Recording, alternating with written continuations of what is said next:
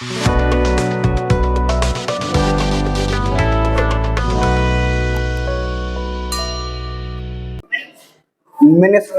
वो कंडीशन है जब ओवम फलोपियन ट्यूब में फर्टिलाइज नहीं हुआ, लेकिन जब फर्टिलाइज हो जाएगा तब what happen if fertilization occurs. तो अब हम लोग बेसिकली फर्टिलाइजेशन के बाद, फर्टिलाइजेशन नहीं हो रहा था, फ्यूजन ऑफ मेल और फीमेल गैमेट नहीं हो रहा था, तो मेंस्ट्रुएशन हो गया, वो ईच मंथ रिपीट होते रहेगा मेंस्ट्रुअल साइकिल। लेकिन अगर फर्टिलाइज हो गया तो हम देख लेते हैं कि मेंस्ट्रुएशन अरेस्ट हो जाएगा, और उस बीच में जो जो प्रोसेस होगा फीमेल रिप्रोडक्टिव ऑर्गन में, अब उसके बारे में देख रहे हैं। तो अब हम लोग एग्जैक्ट पढ़ने जा रहे हैं फर्टिलाइजेशन के बारे में। तो सबसे पहले इतना पता है कि एंट्री करने के लिए और अप टू ओविडक्ट जाने के लिए सबसे पहले पैसेज मिलेगा थ्रू वाजाइना और सर्विक्स। तो वाजाइना और सर्विक्स से होते हुए स्पर्म यूटेरस होते हुए कहाँ पे चला जाएगा, फैलोपियन ट्यूब में। और फैलोपियन ट्यूब में अपर हाफ पोर्शन में पहले से है क्या, ओवम, ठीक है, मतलब फीमेल गैमेट। तो इतना तो समझ में आ गया कि मूव करके स्पर्म जा रहा है, मतलब मेल गैमेट मोटाइल होता है, वो मूव करता है, ठीक है, वो उस नेचर का होगा, और छोटा होगा मोटाइल होगा, ठीक है, स्मॉल होगा और मोटाइल होगा। फीमेल गैमेट के बारे में बात करें, लार्ज होगा, स्टैटिक होगा, वो मूव नहीं करेगा। हाँ, तो वहां से उसको लोकोमोट कराया जाएगा through the help of cilia, जो कि ओविडक्ट में प्रेजेंट रहता है। तो वो सेल्स क्या करेंगे कि उसको अपवर्ड की तरफ पुश करेगा, मतलब मीडियम को पुश करेगा तो उसके साथ वो ऊपर आ जाएगा। अब उस टाइम अपर हाफ पोर्शन में मेल गैमेट फ्यूज करेगा फीमेल गैमेट से, जिससे दोनों के प्रोन्यूक्लियस में फ्यूजन होगा, मतलब हेड पोर्शन अंदर चला जाएगा, टेल पोर्शन टूट के निकल जाएगा, मतलब टेल पोर्शन इम्बेड करके अंदर पे नहीं जा पाएगा। अब यहाँ पे हुआ क्या, शुरू में फीमेल गैमेट के मतलब ओवम के चारों साइड में मतलब हार्ड प्रोटेक्टिव लेयर होता है, ठीक है, इसीलिए फर्टिलाइजेशन तो out of million of sperm, सिर्फ एक ही स्पर्म से फर्टिलाइजेशन होता है। फर्टिलाइजेशन होने के लिए कितना स्पर्म चाहिए, एक स्पर्म चाहिए, लेकिन फिर भी मिलियन ऑफ स्पर्म्स प्रेजेंट रहता है डिस्चार्ज में। तो वो मिलियन ऑफ स्पर्म का यूज क्या है, होता ये है कि हम लोग देखें लोग कि स्पर्म के टिप पे, हेड पे प्रेजेंट रहता है एक्रोजोम, जिसमें प्रेजेंट रहता है एक्रोजोमल एंजाइम, जो कि लाइसोजाइम मतलब लाइसोसोमल एंजाइम के नेचर क्या होता है, हाइड्रोलाइटिक नेचर क्या होता है, और उसका काम होता है कि वो आउटर हार्ड कवरिंग को क्या करता है कि डिजॉल्व करेगा, डाइजेस्ट करेगा। तो एक स्पर्म सेल का एक्रोजोम उतना सफिशिएंट अमाउंट में नहीं होगा कि इम्बेड करके अंदर जाने तक कवरिंग को क्या कर सके कि डाइजेस्ट कर सके। That is why million of sperms क्या होता है कि रिक्वायर्ड होता है।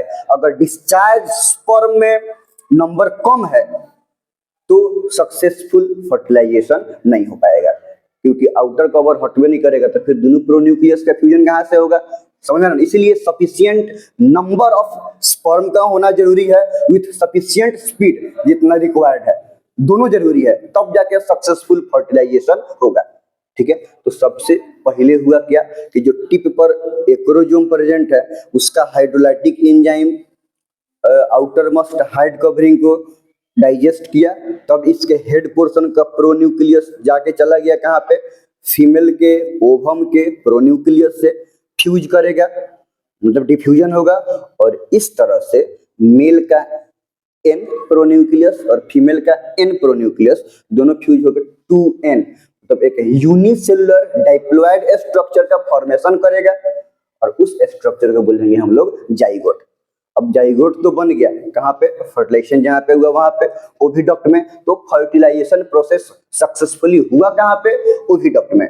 अब वो जाइगोट बनने के बाद अब उस जाइगोट का रिपीटेडली डिवीजन होगा, ग्रोथ होगा, और डिवाइड करने का मतलब ये हुआ कि एक सेल से दो सेल, दो सेल से चार सेल, ये सब होगा। अब ग्रोथ एंड डिवीजन के साथ साथ वो अब मूव करेगा from oviduct to uterus, oviduct से यूटेरस की तरफ मूव करेगा। अब जब ये एक सेल से डिवाइड करते करते multicellular mass of cell बन जाता है, मतलब एक से ज्यादा सेल बन जाता है, उस स्टेज को बोलेंगे हम लोग इम्ब्रायो। क्या बोलेंगे, इम्ब्रायो। इवन इम्ब्रायो में बहुत सारा डिफरेंट स्टेज होता है, मोरुला, ब्लास्टुला, मतलब ऐसे करके, लेकिन अभी खैर उतना हम लोग डिटेल्स में नहीं देखना है, अप टू 10th लेवल। अब वो इम्ब्रायो मूव करते हुए ओविडक्ट से आया कहाँ पे, यूटेरस में। यूटेरस में अब ब्लड वेसल्स बढ़ने लगेगा, ब्लड वेसल्स का थिकनेस, फंडस का यूटेरस के ब्लड वेसल्स का थिकनेस बढ़ने लगेगा और इस तरह से क्या होगा कि एम्ब्रियो फुल्ली सेटल्ड हो जाएगा यूटेरस में। और इस प्रोसेस को बोलते हैं हम लोग इम्प्लांटेशन। इम्प्लांटेशन होना भी जरूरी है बेटर डेवलपमेंट के लिए। इम्प्लांटेशन में अगर गड़बड़ी हुआ तो फिर आगे जाकर सही से ग्रोथ एंड डेवलपमेंट नहीं हो सकता है।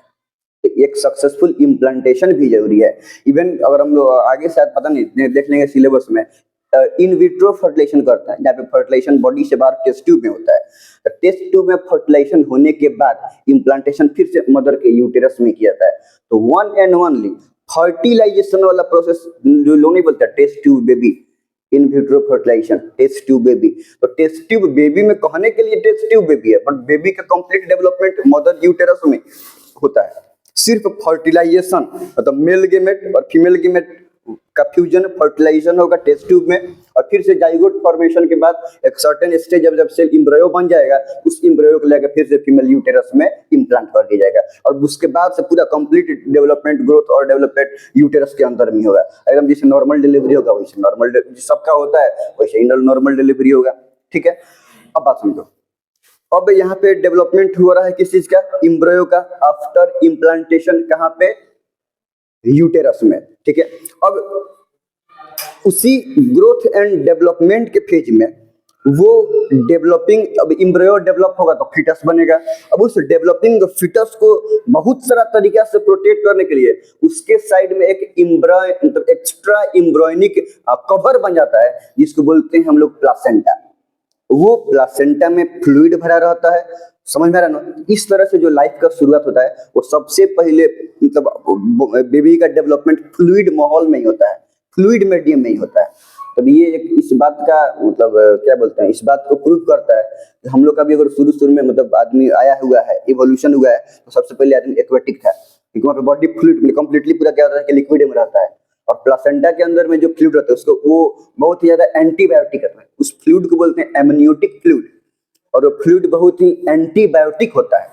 एंटीबायोटिक का मतलब आसानी से कोई भी पैथोजेंस उसको इन्वेट करके और जाके बेबी को इन्फेक्ट नहीं कर सकता है। तो उसको एक्सटर्नल इन्वायरमेंट से इन्फेक्शन से क्या करता है कि प्रोटेक्ट करता है। कौन, फ्लूइड, एमनियोटिक फ्लूइड जो प्लासेंटा के अंदर में है वो। अच्छा, और बेबी को माइनर जर्क से प्रोटेक्ट भी करता है कि फ्लूइड से एक एक्स्ट्रा कुशन मिलता है, समझ में आ रहा है ना। तो उस एक्स्ट्रा कुशन के चलते माइनर जर्क से क्या करता है कि बेबी को प्रोटेक्ट करता है। और प्लासेंटा में बेबी के नेवल से एलेंटोइस जुड़ा रहता है, अम्बिकल कॉर्ड रहता है। उस अम्बिकल कॉर्ड से बेबी का न्यूट्रिशन होगा, माने मदर के ब्लड से न्यूट्रिएंट्स आएगा बेबी में, न्यूट्रिशन होगा। मदर के ब्लड से ऑक्सीजन कार्बन आएगा, कार्बन डाइऑक्साइड जाएगा, रेस्पिरेशन होगा, एक्सक्रीशन, बेबी का एक्सक्रीटिव प्रोडक्ट ब्लड से जाएगा मदर में और फिर मदर से बाहर निकलेगा मदर के एक्सक्रीटिव सिस्टम के थ्रू। तो एक्सक्रीशन भी अम्बिकल कॉर्ड के थ्रू ही होगा। सिर्फ जो कुछ भी है protection, respiration, excretion, respiration, blood circulation, सबका सब क्या किया जाए, सबका सब किससे, वही प्लासेंटा क्या कर रहा है कि रेगुलेट कर रहा है। तो इसलिए प्लासेंटा एक बहुत ही इंपॉर्टेंट कवरिंग है जो कि किसी भी बेबी के लिए जरूरी होता है। ठीक है, हाँ, ये हुआ कि जब कंप्लीटली मतलब 270 दिन के आसपास, अप्रॉक्स 270 डेज, कितना वीक हो रहा है, 37 वीक, अप्रॉक्स 37 वीक्स। तो 37 वीक्स अप्रॉक्स कंप्लीट होने के बाद जब बेबी फुली डेवलप हो जाएगा, मतलब फीटस जब कंप्लीटली डेवलप हो गए अनबॉर्न बेबी हो जाएगा, फिर वही थ्रू सर्विक्स, वजाइना, पार्चुरेशन होगा। ठीक है, मतलब एक फीटल बाहर निकलने का एक कॉन्ट्रेक्शन डेवलप होगा यूटेरस में, और कॉन्ट्रेक्शन से क्या होगा कि बेबी का डिलीवरी हो जाएगा। और ये act of delivery of baby is known as parturition. मतलब वो जितना देर के लिए बेबी डिलीवर होता है उस प्रोसेस को बोलते हैं हम लोग पार्चुरेशन। हालांकि इस केस में बहुत मतलब हार्मोनल एक्टिविटीज बहुत सारा इन्वॉल्व होता है। ठीक है, तो हार्मोनल फिजिकल चेंजेस कंटिन्यूअसली बहुत जबरदस्त होता है और तब जाके बेबी को बाहर निकलने का क्या होता है कि मतलब एक मूड मिलता है। इस तरह से पार्चुरेशन होगा और बेबी बाहर निकल जाएगा। ठीक है, तो बाकी सब पूरा बॉडी के ऑर्गन्स वगैरह का सब का डेवलपमेंट विद इन वही 270 दिन 37 वीक्स के आसपास होता है। यहाँ तो कोई दिक्कत नहीं है ना। तो ये है पूरा का पूरा फर्टिलाइजेशन के बाद, और फर्टिलाइजेशन के बाद बेबी के डेवलपमेंट के बाद। ठीक है, जिसमें बहुत सारा चीज प्लासेंटा वगैरह, उससे पहले इम्प्लांटेशन वगैरह सब चीज शामिल है। ठीक है, उसके बाद डिलीवरी ऑफ बेबी के बाद प्रोजेस्टेरॉन स्टिमुलेट करेगा मेमोरी ग्लैंड को मिल्क का सेक्रीशन करने के लिए। तो मेमोरी ग्लैंड मिल्क का सेक्रीशन करेगा ताकि बेबी को एक बढ़िया न्यूट्रिशन मिल सके। इनिशियल डेज में वो मदर्स मिल्क बहुत ही हाईली एंटीबायोटिक होता है, मतलब उसमें इम्यूनोग्लोबिन ए होता है, मतलब सबसे बेस्ट वाला। मतलब जो बेबी अभी अभी प्लासेंटा से बाहर एक्सटर्नल इन्वायरमेंट में है, उसको हवा पानी बाहर का मिल रहा है, तो जाहिर सी बात है कि वो इन्फेक्शन होने के चांस ज्यादा रहेगा। लेकिन वो इनिशियली जो डेज ऑफ लैक्टेशन होता है, मदर्स मिल्क होता है, उसमें इम्यूनोग्लोबिन बहुत जबरदस्त होता है, जो कि बहुत तरीके से बेबी को क्या करता है कि इन्फेक्शन से प्रोटेक्ट करता है। इसीलिए इम्पोर्टेंट है कि डिलीवरी के बाद कुछ दिन तक, इवन कुछ मंथ तक मदर्स का मिल्क बेबी को फीड कराया जाए। साइड बाय साइड आने वाला डिब्बा वाला दूध पिएगा तो ये उतना ज्यादा जबरदस्त स्ट्रॉन्ग नहीं हो पाएगा, उसके डेवलपमेंट में मेंटल फिजिकल में फर्क पड़ेगा। समझ में आ रहा है ना? इतना बात लिख लीजिए।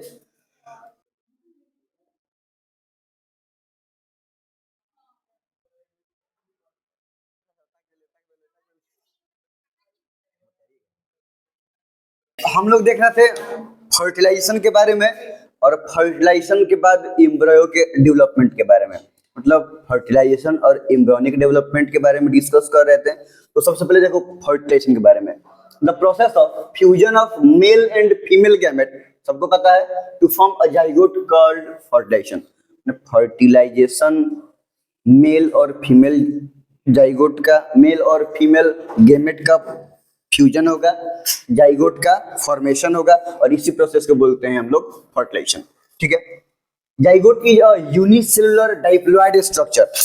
यूनिसेलुलर हैप्लॉइड, मेल गैमेट और फीमेल गैमेट दोनों फ्यूज होगा, देखो यूनिसेलुलर डाइप्लॉइड स्ट्रक्चर का फॉर्मेशन होगा। ठीक है, zygote is a unicellular diploid structure, it occur in fallopian tube in upper half portion, लिखवा दिए थे हम, फैलोपियन ट्यूब के अपर हाफ पोर्शन में फर्टिलाइजेशन होता है। Later zygote divide repeatedly to form, छूट गया है यहाँ पे, लिख के मिटा दिए होंगे हमको लग रहा है इधर लिखने के लिए, repeatedly to form a mass of multicellular cell called embryo. मैंने लगातार वो डिवाइड करेगा, और डिवाइड होकर यूनिसेलुलर से मल्टीसेलुलर सेल का मास बन जाएगा, और उस मल्टीसेलुलर मास ऑफ सेल्स को क्या बोलेंगे हम लोग? एम्ब्रियो। मतलब जाइगोट के बाद बनता क्या है? Embryo. It comes from oviduct to uterus. अब एम्ब्रियो क्या होगा कि मूव करते हुए ओविडक्ट, फर्टिलाइजेशन हुआ कहाँ है? ओविडक्ट में। तो ओविडक्ट से मूव करके आएगा कहाँ पे? यूटेरस में, where it completely embedded in the blood vessels and settle in uterus, जहाँ पे वो यूटेरस के फंडस ये सब के ब्लड वेसल्स का लाइनिंग भी बढ़ते जाएगा, तो वो ब्लड वेसल्स में कंप्लीटली क्या हो जाएगा कि इम्बेडेड, धस के पूरा चारों तरफ से टोप दिया है ब्लड वेसल्स, तो वो एम्ब्रियो कंप्लीटली उसमें इम्बेडेड हो जाएगा और यूटेरस में अच्छे से सेटल हो जाएगा, और इसी प्रोसेस को बोलते हैं हम लोग implantation. Later on embryo grows and divide to form foetus. बाद में एम्ब्रियो क्या बन जाता है? फीटस। थोड़ा और ग्रो डिवाइड करेगा, थोड़ा ऑर्गन बनने लगेगा, तो क्या कहेंगे हम उसको? फीटस। आफ्टर अप्रॉक्स 37 वीक्स, मतलब लगभग लगभग 270 days, foetus grow to develop completely. ठीक है, and then that unborn baby is delivered, और तब जाके जब कंप्लीटली ग्रो हो जाएगा, मैच्योर हो जाएगा, तब जाके क्या होता है कि वो बेबी का डिलीवरी हो जाता है। The act of giving birth to a baby is known as parturition. Baby के बर्थ देने के एक्ट को, मतलब जब बेबी डिलीवर हो रहा है तो वो पूरा प्रोसेस जब यूटेरस से, सर्विक्स वजाइना से होते हुए फीमेल रिप्रोडक्टिव ऑर्गन से बाहर निकल रहा है, तो बेबी के डिलीवरी करने के एक्ट को हम क्या बोलते हैं? पार्चुरेशन।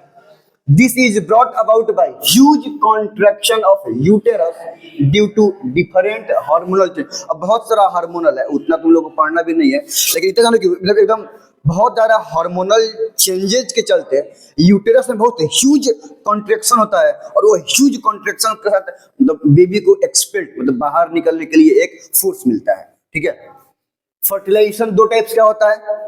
हम ओवरऑल लिविंग ऑर्गेनिजम्स के बारे में अगर बात करें तो एक एक्सटर्नल फर्टिलाइजेशन और दूसरा इंटरनल फर्टिलाइजेशन।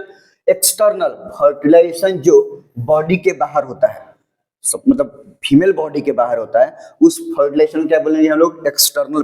जैसे फ्रॉग में, फिश वगैरह में कौन सा फर्टिलाइजेशन होगा, एक्सटर्नल। मतलब होगा ये कि जैसे कि फीमेल फ्रॉग ओवम को वाटर में रिलीज कर दिया और मेल स्पर्म रिलीज कर दिया, और वाटर मीडियम में, बॉडी के अंदर में नहीं, वाटर मीडियम में क्या होगा कि ओवम और स्पर्म का फर्टिलाइजेशन होगा। समझ में आ रहा है? तो इस टाइप के फर्टिलाइजेशन को हम क्या बोलेंगे लोग, एक्सटर्नल फर्टिलाइजेशन। फ्रॉग या फिश वगैरह में एक्सटर्नल फर्टिलाइजेशन होता है। और वैसा फर्टिलाइजेशन जो फीमेल बॉडी के अंदर होगा, इनसाइड द बॉडी, इस फर्टिलाइजेशन क्या बोलेंगे हम लोग, इंटरनल फर्टिलाइजेशन। और ये होता है किसमें, मैमल्स में, बर्ड्स में। तो मैमल बर्ड वगैरह में कौन सा फर्टिलाइजेशन होता है, इंटरनल फर्टिलाइजेशन, ठीक है। और जो स्पर्म लोकोमोट करके फीमेल बॉडी के अंदर रहता है, क्यों, बिकॉज ऑफ टेल। जो स्पर्म का टेल है वही मूवमेंट में क्या करता है कि हेल्प करता है, ठीक है। प्लासेंटा, बीच के बाद, it is an extra embryonic cover. क्यों एक्स्ट्रा एम्ब्रियोनिक? प्लासेंटा ना ही मदर्स के रिप्रोडक्टिव ऑर्गन का पार्ट है और ना ही बेबी का पार्ट है, इसलिए extra embryonic cover that develop around the foetus during embryonic development. जो फीटस के चारों तरफ से क्या होता है कि रिप्रोडक्टिव यूटेरस में ही डेवलप हो जाता है एम्ब्रियो के डेवलपमेंट के दौरान, ठीक है। तो उस आउटर मोस्ट कवर को क्या बोलते हैं हम लोग, प्लासेंटा। बहुत बहुत फायदा है। It has amniotic fluid in it. तो प्लासेंटा में क्या होता है, amniotic fluid which is highly antibiotic, बहुत ज्यादा एंटीबायोटिक। एंटीबायोटिक समझता है सब ना, वो केमिकल्स जो पैथोजेंस को किल करता है उसको क्या बोलेंगे हम लोग, antibiotic. This fluid provide cushion, cushion भी प्रोवाइड करेगा। कुशन प्रोवाइड करने का मतलब क्या हुआ, माइनर जर्क से प्रोटेक्ट करना, and protect the baby from infection. और बेबी को इन्फेक्ट, क्योंकि कोई भी पैथोजन उसको इन्वेड करके बेबी तक नहीं पहुंच सकता है, एंटीबायोटिक है, किल कर देगा। तो बेबी को इन्फेक्शन से भी क्या करता है कि प्रोटेक्ट करता है। Baby is attached with the placenta by umbilical cord. Umbilical cord से कल फोटो बनाएंगे। अम्बिकल कॉर्ड से क्या होता है कि बेबी अटैच्ड रहता है, और थ्रू नेवल, मतलब वो अपने नाभि से, वो अपने नेवल से अटैच्ड रहता है, और वो जो ट्यूब से अटैच रहता है, वो ट्यूब जो बेबी को और प्लासेंटा से अटैच करता है, उस ट्यूब को बोलते हैं हम लोग umbilical cord.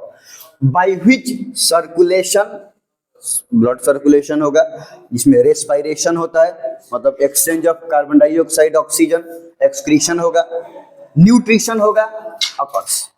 It came out through baby, which is cut at umbilical cord and get detached from the baby. जब बेबी का डिलीवरी होगा, मतलब अगर हम पार्चुरेशन की बात करें, तो बेबी के साथ ही अम्बिकल कॉर्ड भी क्या होगा कि बॉडी से बाहर आ जाएगा। फिर बाद में वही नाभि के पास, मतलब एगो चाप लगा के, दोनों तरफ चाप लगा के बीच में काट दिया जाता है, मतलब बांध दिया जाता है, बीच में काट दिया जाता है, फिर प्लासेंटा को हटा दिया जाता है। और टाइम के अकॉर्डिंग वो जो नाभि से जो थोड़ा बहुत प्लासेंटा का रिमेन्स, तो अम्बिकल कॉर्ड का रिमेन्स अटैच रहता है, मान दिया गया है ना, तो बाद में क्या होता है, अपने से सूख हो जाता है, मतलब खत्म हो जाता है। तो ये सब पूरा फंक्शन है किस चीज का, प्लासेंटा का। और इस तरह से एम्ब्रियो का डेवलपमेंट होगा और बेबी का डिलीवरी होगा। यहाँ तो कोई दिक्कत नहीं है ना।